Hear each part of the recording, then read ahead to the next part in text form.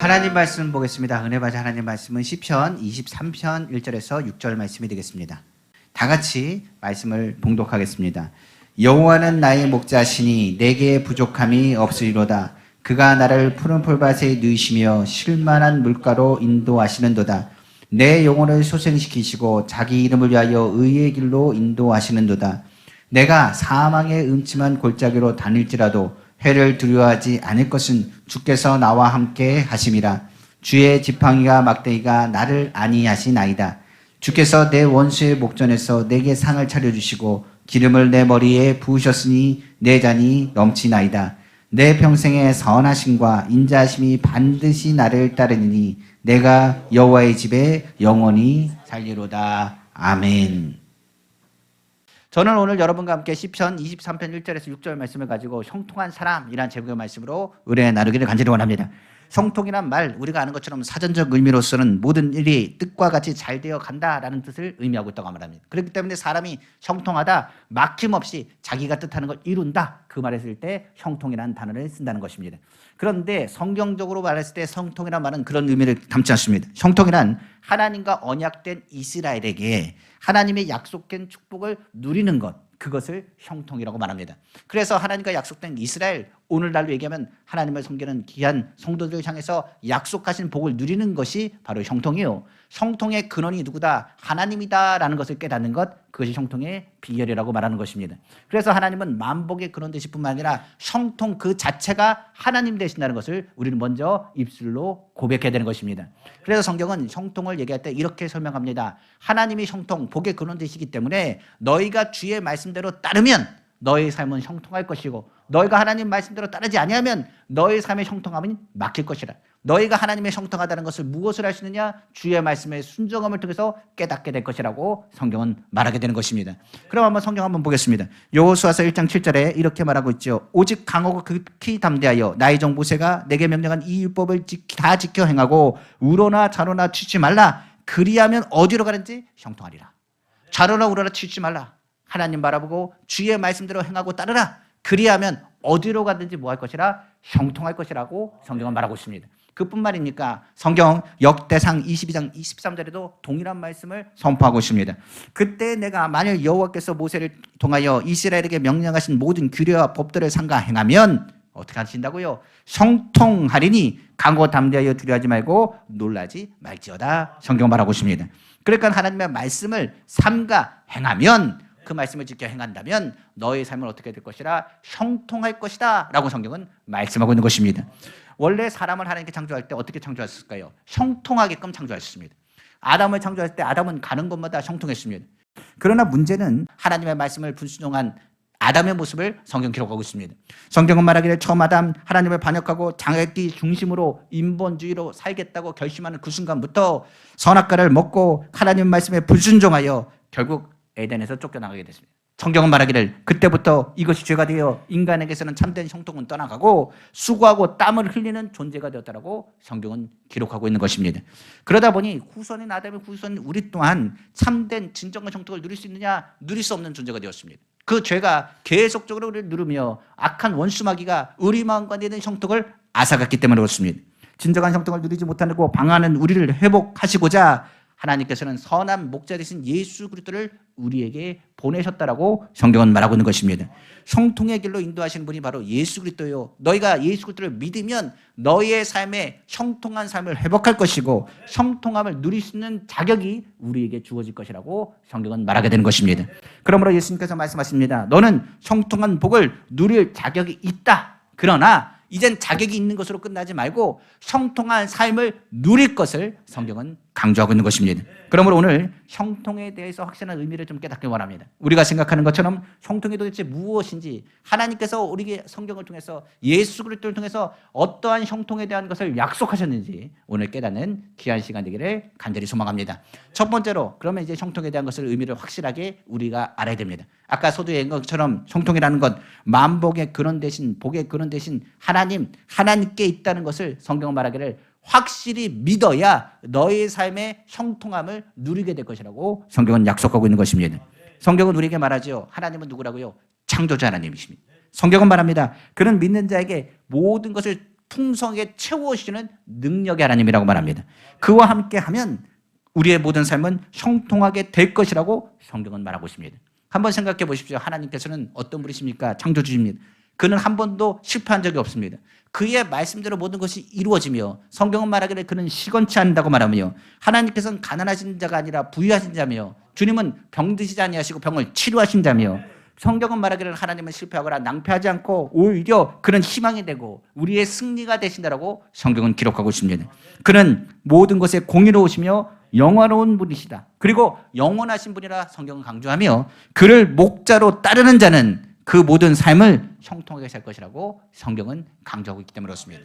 다윗은 하나님이 형통의 모든 근원된다는 걸 고백하면서 여호와는 나의 목자십니다. 나는 부족함이 없습니다. 그 얘기는 여호와가 나의 목자시기 때문에 나는 형통하다는 얘기입니다. 그러면서 세 가지의 중요한 메시지를 담고 있습니다. 형통의 조건 되는 첫 번째, 바로 성경은 말하기를 내게 부족함이 없다 고백하면서 하나님은 나를 어떤 곳으로 인도하시는 분, 푸른 풀밭으로 인도하시는 분이라고 강조하고 있다는 사실입니다. 성경은 말하기를 그가 나를 푸른 풀밭에 누이셨다 고백하고 있습니다. 목자 출신인 바로 목동이었던 다윗은 양을 향해서 푸른 풀밭을 준비하는 목자의 심정을 누구보다도 잘 알고 있습니다. 그렇기 때문에 목자는 어떻게 하느냐, 양들을 잘 먹이기 위해서 푸른 풀밭을 찾아다닙니다. 그리고 그 푸른 풀밭 속에서 잘 먹이는 것을 통하여 기쁨을 누리게 됩니다. 성경은 말하기를 하나님께서는 푸른 풀밭을 우리에게 준비하시되 성도를 향하여 은혜의 풀밭을 준비하신다고 말씀하시고, 더 나아가서 푸른 풀밭, 푸르다는 그 의미에 형통함이라는 의미를 담고 있으며 우리의 모든 의식주의 모든 먹을 것을 채우시는 분이 하나님이라는 것을 성경은 말하고 있습니다. 그러니까 우리의 먹는 것, 입는 것, 모든 삶의 모든 필요를 채우신 하나님, 그 하나님이 우리의 형통의 하나님인 것을 너희가 믿으라고 다윗은 선포하고 있는 것입니다. 그러므로 하나님을 믿으면 우리의 사업장이 형통한 사업장이 됩니다. 우리의 가정이 형통한 사업장이 됩니다. 우리의 생각에 모든 것을 하나님이 우리를 도와주신다, 하나님의 말씀을 붙잡고 사는 사람은 들어가도 복을 받고 나가도 복을 받으며 안드나 선한 하나님의 은혜를 누리며 머리가 되고 꼬리가 되지 아니하며 앞서가고 뒤로 가지 않는다라고 성경은 말하고 있다는 것을 우리는 알아야 됩니다. 그 목자가 우리를 이끄시는 곳이 어디다? 푸른 풀밭이다. 그러므로 주님, 지금 어렵고 힘들다 할지라도 난 걱정하지 않습니다. 주님이 나와 함께 하심을 통하여 푸른 풀밭으로 인도하심을 믿습니다라고 성경은 고백하게 되는 것입니다. 그뿐만입니까? 다른 것이 아닙니다. 하나님은 예비된 푸른 풀밭을 준비하고 있다는 것을 다윗은 믿었습니다. 지금 상황에 눈에 보이지 않고 손에 잡히지 않고 귀에 들리지 않아도 하나님께서 예비된 것이 있기 때문에 나는 절대적으로 주님, 목자 되신 주님을 믿습니다라고 고백하는 대목이 본문의 메시지라고 볼 수 있습니다. 양은 그렇습니다. 목동을 잘 이해하지 못합니다. 목자를 잘 이해하지 못해서 고집필 때도 있고 불평할 때도 있고 원망할 때도 있을지 모르겠습니다. 그러나 성경은 말합니다. 목자의 심정을 안다면, 그는 뭐 할 것이라 예비된 것이 무엇인지를 안다면 양은 목자에게 원망할 이유가 없는 것입니다. 하나님은 우리를 사랑하십니다. 우리가 더 풍성하게 누리기를 원한다는 것을 우리는 알기 원하고 사랑하는 자에게 더 좋은 것을 주시기 원하신다는 것을 우리는 깨달아 알아야 되는 것입니다. 만약 예비된 형통함이 있음을 안다면 원망이 아니라 기대하게 될 거지요. 성경 고린도서 2장 9절에 10절입니다. 기록된 바 하나님이 자기를 사랑하는 자들을 위하여 예비하신 모든 것은 눈으로 보지 못하고 귀로 듣지 못하고 사람의 마음으로 생각하지도 못하였다 함과 같으니라. 오직 하나님의 성령으로 이것을 우리에게 보이셨으니 성령은 모든 것 곧 하나님의 깊은 곳까지도 통달하시니라고 성경은 말하고 있는 것입니다.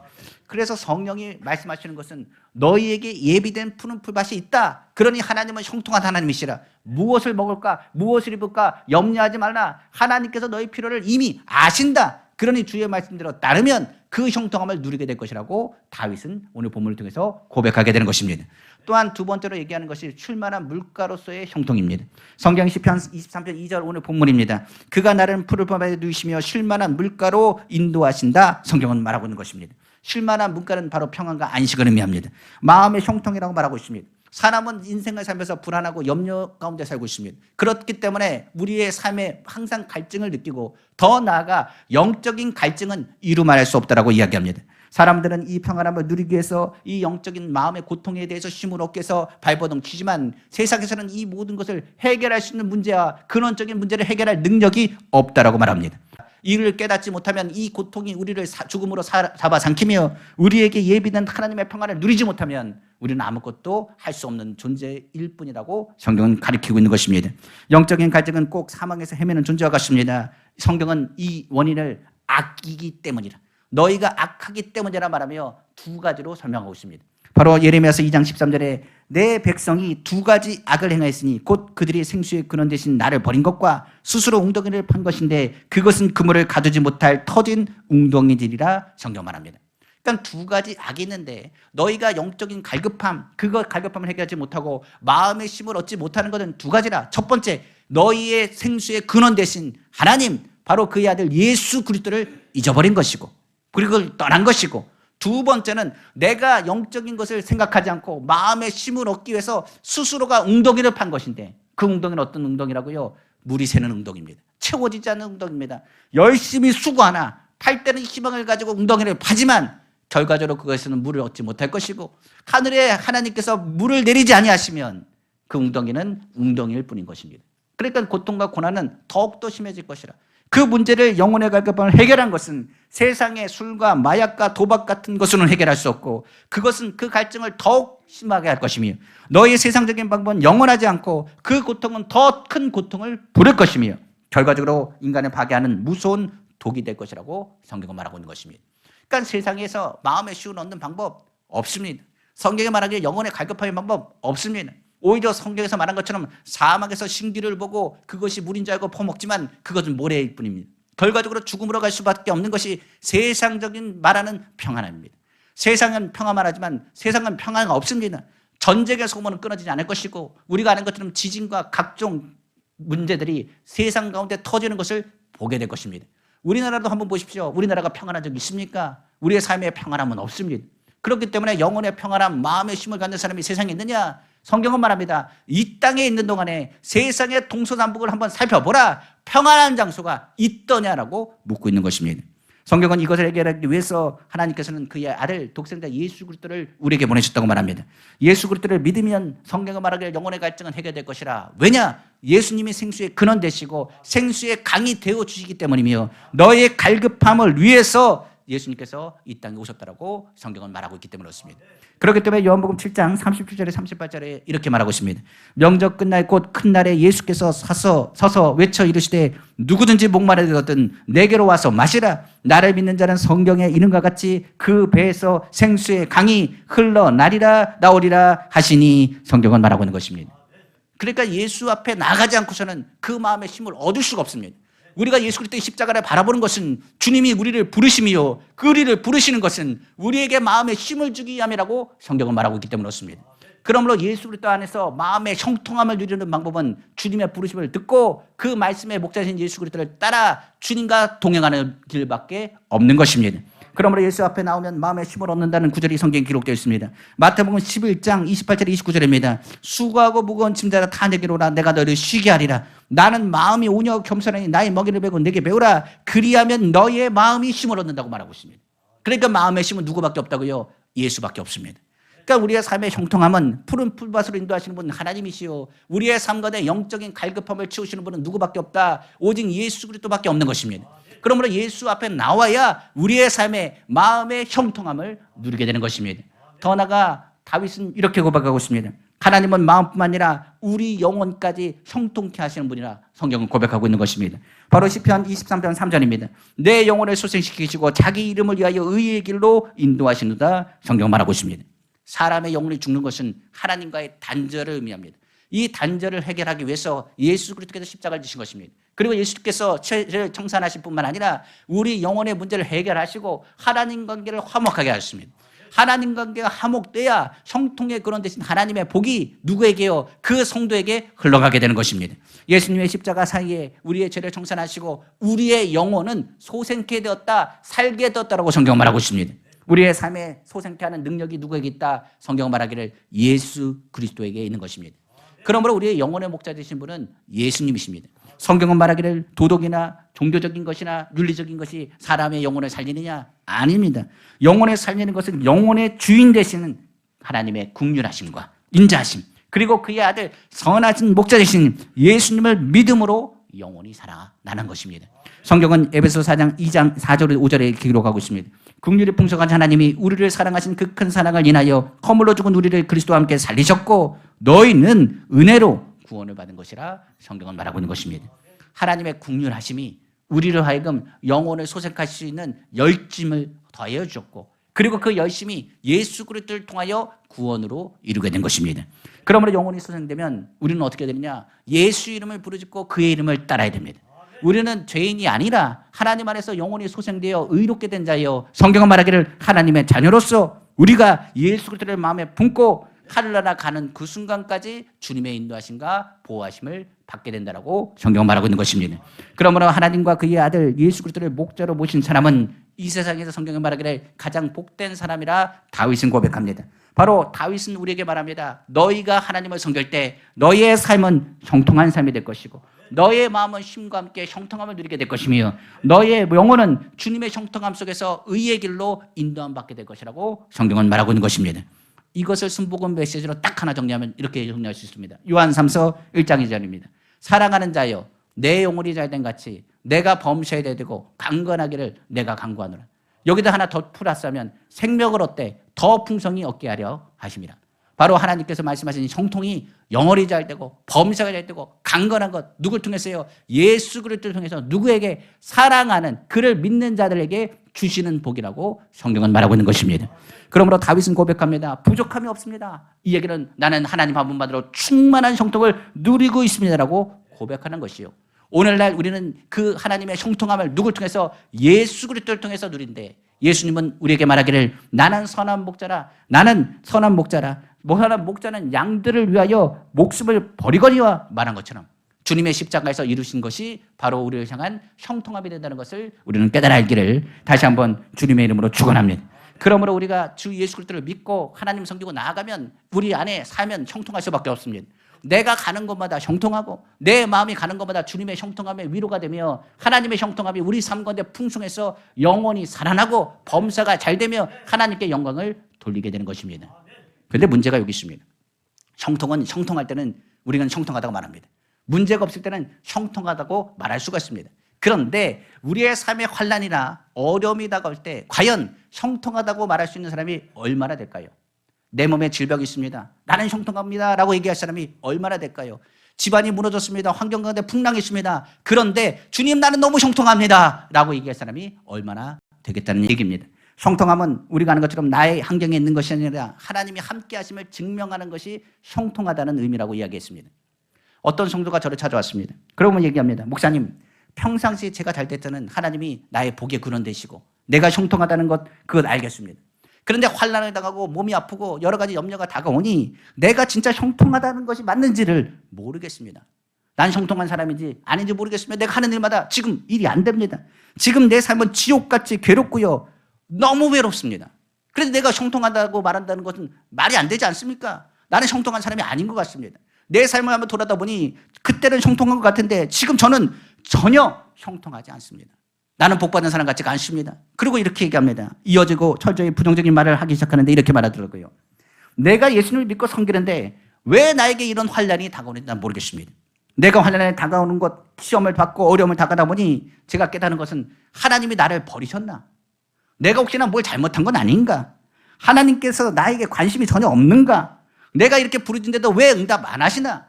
하나님이 나를 사랑하시는 게 맞나? 하나님이 사랑하신다면 왜 이런 시련과 환난과 억울함에 대해서 그냥 방치해 놓으시나? 근데 모르겠다고 이렇게 하면서 저에게 묻더라고요. 근데 그 성도의 말이 틀린 말은 아닙니다. 우리가 생각하는 것처럼 모두가 다 똑같습니다. 환난은 어려운 거고 환난 중에 형통을 말한다는 건 쉬운 일이 아닙니다. 왜 그러냐면 많은 신앙인들이 환난에 당할 때 부정적인 말과 믿음 없는 일을 많이 쏟아내는데 그만큼 환난은 견디기 어려운 일이기 때문에 그렇습니다. 우리가 아는 것처럼 환난, 바울도 고백하지 않았습니까? 고난 중에 눈앞이 깜깜하더라. 바울은 얘기합니다. 난 살 희망이 없습니다. 하나님 살 소망이 끊어지는 것 같습니다. 그게 환난입니다. 풍랑을 만났을 때, 어려움을 겪었을 때 누가요? 사도 바울조차도 살아갈 힘과 소망이 없습니다. 끊어질 것 같이 고통스럽습니다. 고백한 사람이 누구다? 바로 사도 바울입니다. 사도 바울조차도 이 환난을 기뻐하는 것이 아니라 괴로워하고 힘들어하며 어려운 것이라고 이야기하고 있는 것입니다. 그러나 성경은 이렇게 얘기합니다. 너희는 그럼에도 불구하고 환난 중에서도 너희는 어떻게 하라고요? 형통케 하시는 하나님을 믿어야 된다고 성경 말하고 있습니다. 그러면 보겠습니다. 시편 23편이 쓰여질 때 다윗이 어떤 때였다고요? 형통할 때 쓰여진 시가 시편 23편이 아닙니다. 시편 23편은 다윗이 너무 힘들어서 쓴 시가 시편 23편입니다. 그가 얼마나 환난에 당했는지 그가 너무나 힘이 들어가지고 어려웠을 때 쓰여진 시요. 아무도 나를 도와준 사람이 없습니다. 너무나 부족하고 배고프고 힘이 듭니다. 그러니까 이것을 어떻게 하느냐 이렇게 고백한 겁니다. 여호와는 나의 목자십니다. 나 지금 나를 살리실 분 주님밖에 없습니다. 그러니 여호와는 나의 목자시니 내게 부족함이 없습니다. 주님이 나를 푸른 풀밭으로 누이실 것을 믿습니다. 나를 쉴만한 물가로 인도하실 것을 믿습니다. 내 영혼을 소생시키시고 의의 길로 인도하실 것을 나 믿습니다라고 선포하는 겁니다. 지금 어떡하다고요? 지금 푸른 초장이 아닙니다. 풀밭이 아닙니다. 지금 쉴만하지 못합니다. 끊임없이 자신을 공격합니다. 우리가 성경 한번 보십시오. 장인이었던 사울이 다윗을 죽이려고 했습니다. 다윗이 그 와중에도 살아났습니다. 그래도 하나님의 은혜 가운데서 그가 살아 왕이 되었습니다. 근데 이번에는 누가? 바로 아들 압살론이 자기를 죽이려고 달려듭니다. 그의 마음에 평안함이 있었겠습니까? 평안하지 않습니다. 그의 삶이 부유했다 풍요롭다 아닙니다. 그의 삶은 괴롭고 힘이 듭니다. 그런데 고백하는 겁니다. 여호와는 나의 목자십니다. 내게 부족함이 없습니다. 주님이 나를 푸른 풀밭으로 이끌 줄 믿습니다. 나를 쉴만한 물가로 인도할 줄 믿습니다. 그리고 하나님 내 영혼을 소생시킬 줄 믿습니다. 자기 이름을 위하여 의의 길로 나를 좋은 길로 바른 길로 인도하신 것을 내가 믿습니다라고 고백합니다. 그럼 한번 생각해 봅시다. 그 고백을 지금 어떤 상황이나 고백하느냐 한번 보겠습니다. 다윗의 기뻐하는 형통 고백이라고 하시는 부분 핵심 구절입니다. 바로 시편 23편 4절입니다. 지금 다윗의 고백입니다. 내가 사망의 음침한 골짜기로 다닐지라도 해를 두려워하지 않을 것은 주께서 나와 함께 하심이라 주의 지팡이와 막대기가 나를 안위하시나이다. 자, 여기서 다윗이 뭐라고 고백합니까? 사망의 음침한 골짜기를 다닐지라도 지금 상황입니다. 현재 내가 지금 어떤 상황이라고요? 사망의 음침한 골짜기를 다니고 있습니다. 그런데 나는 두려워하지 않습니다. 누가 함께 하신다고요? 하나님이 함께 하시기 때문입니다. 다윗이 늘 고백하는 것, 여호와는 나의 목자시니 내게 부족함이 없습니다. 주님이 함께 하심으로 내 마음은 늘 평안합니다. 주님이 나를 함께 하심으로 하나님은 지금 예비된 축복이 있는 것을 믿습니다. 하나님이 나와 함께 하시고 하나님이 더 좋은 것을 주실 것을 믿습니다. 하나님 내 믿음이 증명되는 장소가 사망의 음침한 골짜기요. 이곳을 지나가면 하나님께서 나에게 예비된 하나님의 은혜를 베푸실 것을 확실히 믿는다는 믿음의 고백입니다. 그럼 목자와 양의 관계를 다시 한번 보겠습니다. 목자는 양을 잘 먹이고 싶습니다. 푸른 풀밭을 인도하려고 하는데 푸른 풀밭은 어디 있느냐? 잘 보이는 데 있지 않습니다. 푸른 풀밭은 우리가 아는 것처럼 남들이 갈 수 있는 것, 양과 소가 함부로 갈 수 있는 그 장소에 있다고 한다면 그 푸른 풀밭은 순식간에 사라져 버립니다. 그러니까 푸른 풀밭은 가기 쉬운 장소에 있지 않습니다. 어디 있느냐? 목자는 그렇기 때문에 이 푸른 풀밭을 찾고자 하여서 양들을 우리에 놓고 열심히 찾아 헤맵니다. 어디 들어갔냐? 산골짜기로 들어갑니다. 남들이 가지 않는 곳에 뭐가 있다고요? 푸른 풀밭이 있습니다. 그렇기 때문에 양을 잘 먹이고 좋은 것을 먹이기 위해서 어디로 지나가느냐? 먼저 사망의 음침한 골짜기를 찾아가는 분이 누구냐? 목자입니다. 예수님은 우리에게 예비된 천국 하늘나라를 가시기 위해서 먼저 하늘나라에서의 모든 길들을 아시고 예비하신 자라고 말하고 있습니다. 그러므로 우리의 목자신 주님께서는 푸른 풀밭을 발견하셨으면 어떻게 하느냐? 그걸로 자신의 양을 먹이기 위해서 다시 와 양들을 이끌어가는 것입니다. 그렇기 때문에 우리는 알아야 됩니다. 고난의 길, 좁은 길, 그 길은 목자는 이야기합니다. 걱정하지 말라. 내가 곧 길이요 진리요 생명되니 너희는 나를 따르면 된다. 너희가 나를 믿어야 될 것은 다른 것이 아니라 지금 이 길이 좁은 길이요 어려운 길일지 모르겠지만 이 길을 지나면 뭐가 있다고요? 푸른 풀밭이요 쉴만한 물가가 있음을 믿으라고 성경은 말하고 있는 것입니다. 그러므로 양들은 목자의 마음을 알아야 됩니다. 무엇보다 더 풍성히 먹이기 원하시는 것이 누구다? 목자의 마음이라는 것을 알아야 되는 것입니다. 이스라엘 백성이 홍해를 건넜습니다. 그들은 얘기했습니다. 가나안 땅 들어간다고. 신났습니다. 젖과 꿀 흐르는 땅, 저 푸른 초장으로 우리를 인도하신다고 생각을 했습니다. 광해 2년 동안 그들은 열심히 그 땅을 향해 전쟁에 나갔습니다. 근데 이게 웬일입니까? 그 땅에 들어가려고 했더니 가나안 정탐꾼들이 들어와 10명이나 되는 정탐꾼이 말하기를 저들은 거인입니다. 정말 젖과 꿀 흐르는 땅, 푸른 초장과 쉴만한 물가는 있는데 우린 갈 수 없습니다. 저들을 이길 수 없습니다. 우리는 메뚜기 새끼 같습니다. 저들은 너무나 강합니다. 우리는 아무것도 할 수 없습니다라고 얘기합니다. 그때 하나님께서 분노하셨습니까? 왜 분노하셨겠습니까? 지금까지 인도하신 것이 하나님의 은혜요. 지금까지 채우신 것이 하나님의 은혜였습니다. 그들이 뭐하여 들어가지 못했느냐? 믿음이 없어 그 안에 들어가지 못했습니다.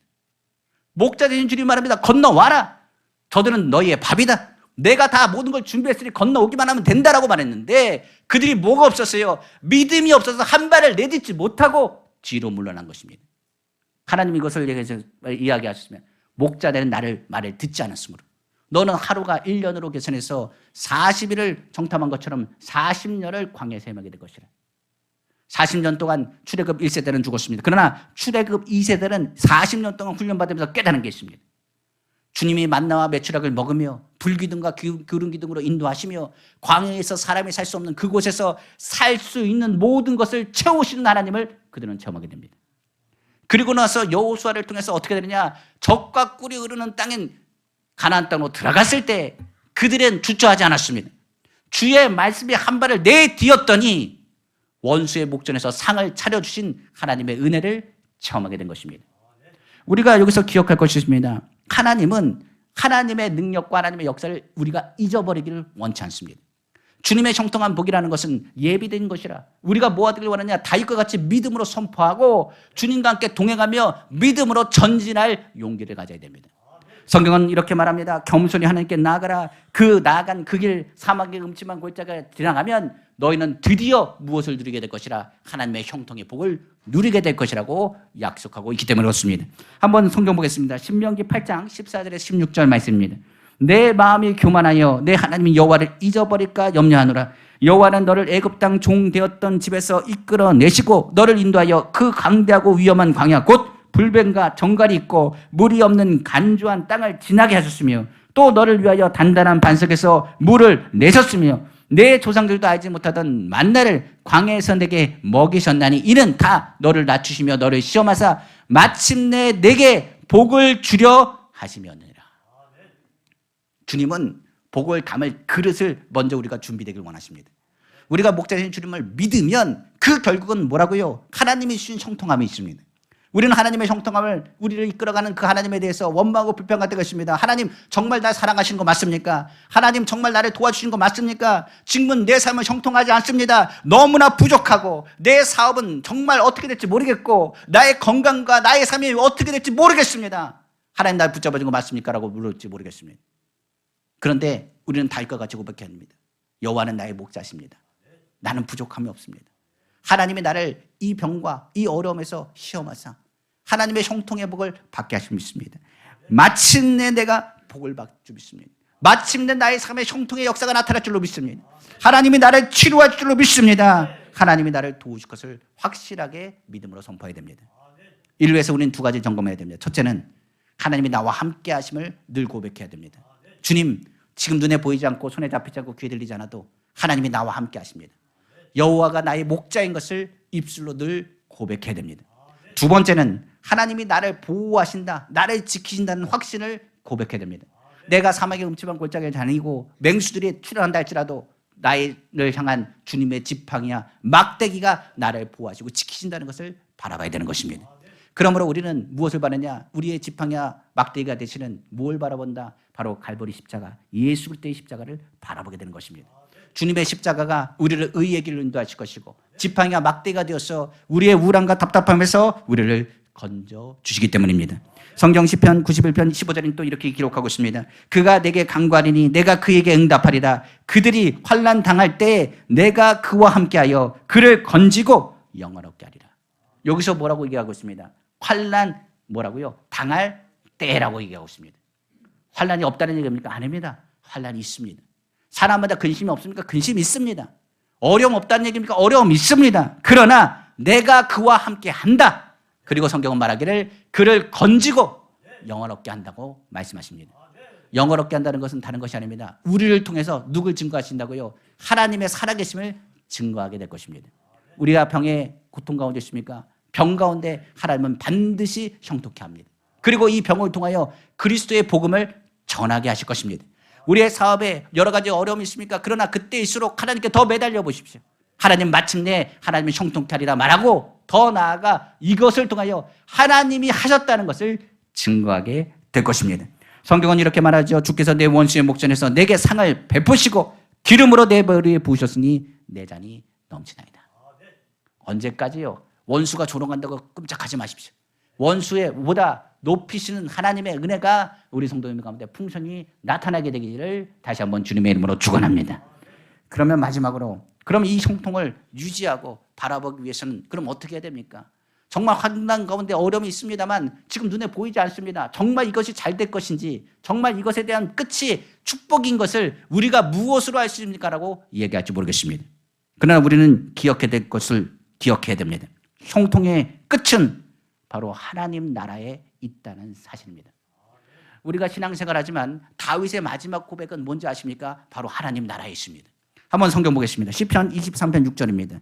내 평생의 선하심과 인자심이 반드시 나를 따르니 내가 여호와의 집에 영원히 살리로다. 형통의 마무리는 뭐라고요? 마침내 복을 받으리라. 가나안 땅이 아닙니다. 바로 하나님 나라에 있음을 우리는 기억해야 되는 것입니다. 성경 한번 생각해 보시면 이렇습니다. 성도들의 삶이 형통하다. 우리는 이것을 고백하지만 어떤 분들은 조롱할 것입니다. 만약 형통하다면 보이라고 말할지도 모르겠습니다. 우리가 성경을 보면 사도 바울이라는 사람이 있습니다. 그 사도 바울은 솔직히 젊은 사람이었을 때부터 예수 그리스도를 믿는 사람을 싫어했습니다. 그리고 핍박하고 그 유대인 중에서는 바리새인 중엔 바리새인이요. 오히려 대장에도 권한을 가지고 예수 믿는 사람을 죽이려고 쫓아다녔던 사람이 바로 사도 바울이라는 사람이었습니다. 그가 예수님 만나기 전에 그런 누구였느냐? 유대인들에게는 각광받고 앞으로의 앞날이 창창한 젊은 사람이었습니다. 그러니까 이 사람들은 뭐라고 얘기하느냐? 유대인들, 바리새인 중에 차세대 모든 것을 이끌 지도자라고 얘기한다면 바로 사도 바울을 들었을 것입니다. 그런 가말리엘 문화생이었습니다. 그런 학식가뿐만 아니라 율법에서도 온전한 자라 모두가 인정한 사람이 누구였느냐? 바로 사도 바울이라는 사람이었습니다. 사람들은 얘기할 겁니다. 그의 삶은 형통하다.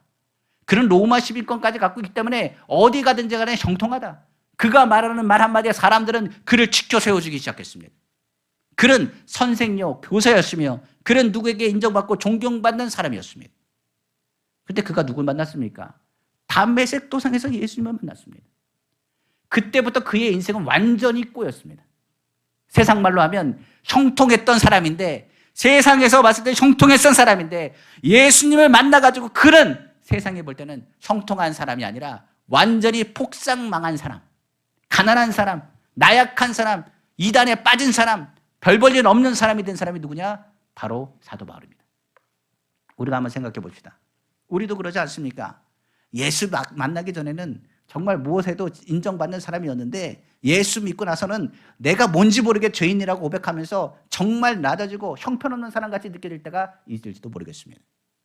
사도 바울은 완전히 형편없는 사람, 예수 믿고 나서 인생이 세상 보기에는 꼬인 사람, 그는 정말 많은 것들로 인하여 고난과 아픔과 고통을 체험하고 그것을 감당해야 될 수밖에 없는 사람으로 성경 기록하고 있습니다. 그런데 오히려 사도 바울은 얘기합니다. 오히려 이것이 나에게는 형통함이라. 그는 말합니다. 내 안에 사는 이 예수 그리스도이 나의 죽음도 유익함이라. 그는 말합니다. 너희가 뭘 못 봐서 그렇다. 하늘나라가 있다는 것을 못 봐서 그렇다. 내가 고난을 당하나 역경을 하나 괴로움을 당하나 너희가 생각하는 세상의 형통이 아니라 나는 무엇을 봤다? 하늘나라의 형통을 보았다라고 성경은 기록하고 있기 때문에 그렇습니다. 그러므로 성경에 말합니다. 사도 바울이 말합니다. 나는 죽는 것이 더 유익이라. 내가 오히려 죽고 주님 곁에 있는 것이 더 형통함을 내가 아노라. 그러나 내가 이 땅에 고난을 겪는 것은, 육체 가운데 고난인 것은 나의 형통함을 누구로 인하여? 오직 너희로 인하여 전하기 위함이라. 그러므로 내가 아직 살아 이 땅 가운데서 복음을 전하는 것은 너희에겐 유익이라고 바울은 얘기한 것입니다. 한번 보겠습니다. 필립보서 1장 21절 24절입니다. 이기는 내가 사는 것이 그리스도니 죽는 것도 유익함이라. 그러나 만일 육신으로 사는 이것이 내 일의 열매일진데 무엇을 택하여야 하는지 나는 알지 못하노라. 내가 그 둘 사이에 끼었으니 차라리 세상을 떠나서 그리스도와 함께 있는 것이 훨씬 더 좋은 일이라. 그렇게 하고 싶으나 내가 육신으로 있는 것이 너희를 위하여 더 유익하니라. 성경 말합니다. 우리가 부모님들이 그럴 때 있습니다. 난 빨리 천국 가야지 하는 분이 있습니다. 빨리 천국 가고 싶다라고 말합니다. 왜 그러면 하늘나라에 형통함, 마음의 평안함이 있는 것을 알기 때문에 그렇습니다. 그런데 이렇게 또 얘기합니다. 그런데 아직은 갈 때가 아닌 것 같습니다. 왜요? 그랬더니 자식을 위해서 기도해야 되고 내가 지금 이 땅에 있는 동안에 내가 이 땅에 대해서 기도할 내용들이 있기 때문에 누군가를 위해서 그들에게 유익을 위해서는 아직은 좀 살아있어야 됩니다. 그리고 목사님 건강을 위해서 기도해 주십시오. 하늘나라 가는 것 내가 소원입니다. 당연한 것이지만 이 땅에 있는 열매들을 향하여 그들이 온전히 쓸 수 있도록 기도하는 것이 사명이 있사오니 건강 주셔서 그 사명 감당해 달라고 기도 부탁하는 걸 제가 들었습니다. 사도 바울도 그렇습니다. 개인적 욕망으로는 빨리 주님 앞에 가는 것이 좋다. 나도 그러고 싶다. 그러나 개인적인 욕망이 아니라 이를 통하여 주의 복음을 전하고 너희를 견고히 세우기 위해서 너희에게 유익이 된다면 이 육신의 고난과 고통이 나에게 열매요 은혜로 너에게 다가올 것이라고 말하게 된 것입니다. 그래서 사도 바울은 그건 얘기합니다. 원하는 바 차라리 몸을 떠나 주와 함께하는 그것이라. 그러나 내가 이렇게 하는 것은 너희를 위함이라고 바울은 이야기하는 것입니다. 우리가 아는 것처럼 하늘나라 본 사람은 세상 욕심 같지 않습니다. 오히려 뭐 하느냐? 세상의 죄로 인하여 가렸던 눈을 보지 않고 오직 하늘나라를 바라보며 하늘나라에 복이 있다는 것을 기억하는 사람입니다. 성경은 예수님을 통해서 이렇게 말씀하셨습니다. 요한복음 14장 2절에 3절에 내 아버지 집에 거할 곳이 많도다. 그렇지 않으면 너희에게 일렀으리라. 내가 너희를 위하여 거처를 예비하러 가노니 가서 너희를 위하여 거처를 예비하면 내가 다시 와서 너희를 내게로 영접하여 나 있는 곳에 너희도 있게 하리라. 성경 말합니다. 영원한 거처를 준비하신 하나님. 이 땅에 있는 동안에 우리는 텐트입니다. 그러나 하늘나라는 하우스, 집입니다. 우리가 거할 것은 집입니다. 우리가 있는 것이 형통하다라는 것이 이 땅에 있는 천막을 의미하는 것이 아닙니다. 사도 바울은 이것을 이야기하며 하늘나라에 너의 눈물을 닦아줄 것이며 그것은 슬픔과 괴로움이 없는 곳, 바로 형통한 곳이 바로 하늘나라가 된다는 것을 강조하고 있는 것입니다. 그러므로 그 나라는 이별하는 것이나 곡하는 것이나 죽는 것이나 앉는 것이나 탄식하는 것이 없는 영원한 나라입니다. 성경은 이렇게 얘기합니다. 요한계시록 21장 3절에 7절에 내가 들으니 보좌에서 큰 음성이 나서 이르되 보라 하나님의 장막이 사람들과 함께 있음에 하나님이 그들과 함께 계시리니 그들은 하나님의 백성이 되고 하나님은 친히 그들과 함께 계셨어. 모든 눈물을 그 눈에서 닦아주시니 다시는 사망이 없고 애통하는 것이나 곡하는 것이나 아픈 것이 다시 있지 아니하리니 처음 것들이 다 지나갔음이로라. 보좌에 앉으시가 이르시되 보라 내가 만물을 새롭게 하노라 하시고 또 이르시되 이 말은 신실하고 참되니 기록하라 하시고 또 내게 말씀하시되 이루었도다. 나는 알파와 오메가요 처음과 마지막이라. 내가 생명수 샘물을 목마른 자에게 값없이 주리니 이기는 자는 이것들을 상속으로 받으리라. 나는 그의 하나님이 되고 그는 내 아들이 되리라. 아멘. 진짜 형통한 건 주님이 나와 함께 하시고 주님이 나의 아빠 아버지가 되시고 그가 우리를 향하여 영적인 하나님 나라를 예비하셨다는 것을 바라보는 사람이 형통한 사람인 것을 우리는 알아야 되는 것입니다. 그러므로 사도 바울은 얘기합니다. 나는 가난하다고 얘기하지 않습니다. 사도 바울은 얘기합니다. 빌립보서를 썼을 때 그는 감옥에 있었습니다. 그럼에도 불구하고 빌립보 교인들에게 뭐라고 얘기하지 않습니까? 걱정하지 마라. 내게 능력 전에 내가 모든 걸 할 수 있다 라고 선포한 후에 그런 얘기합니다. 예수 이름으로 기도할 터이니 너의 모든 쓸 것을 주께서 뭐 하신다? 풍성하게 채우실 것을 믿는다라고 선포했습니다. 감옥에서 나는 뭐라? 너희를 위해서 기도할 것이고 너희의 모든 것을 채우실 하나님께 구할 것이다. 너는 풍성함을 누릴 것이라. 너는 형통함을 누릴 것이라고 바울은 고백한 것입니다. 그는 그렇기 때문에 사망에 대해서 얘기합니다. 사망아 너희 이기는 것이 어디 있느냐? 사망아 너희 쏘는 것 어디 있냐라고 선포했습니다. 사도 바울은 말합니다. 내가 선한 싸움을 싸우고 달려갈 길을 마치고 믿음을 지켰으니 이제 후로는 나를 위하여 의의 면류관이 예비되었다라고 성경은 고백한 것입니다. 인생은 고난의 연속이라고 말합니다. 그러나 예수 믿는 사람은 하나님이 나의 목자 되시고 예수 그리스도가 나의 선한 목자 되심을 깨달으면 나는 누구보다도 형통한 사람인 것을 알아야 됩니다. 사도 바울이 예수 믿고 나서 그의 삶이 세상 보기에는 형통해 보이지 않아도 사도 바울은 압니다. 나는 누구보다도 부유한 자요. 나는 누구보다도 형통한 사람인 것을 고백하고 있기 때문입니다. 우리는 이를 통하여 형통의 근원이 하나님 된다는 것을 깨달아야 하기를 다시 한번 주님의 이름으로 축원합니다. 기도하겠습니다.